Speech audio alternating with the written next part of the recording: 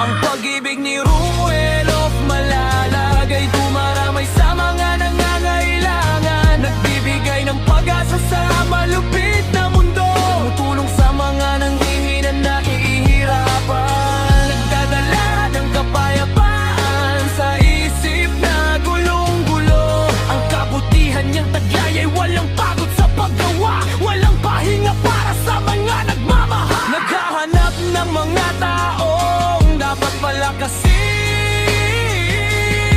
ang pagbibigay ng pag-asa, ang gawa ng kabutihan.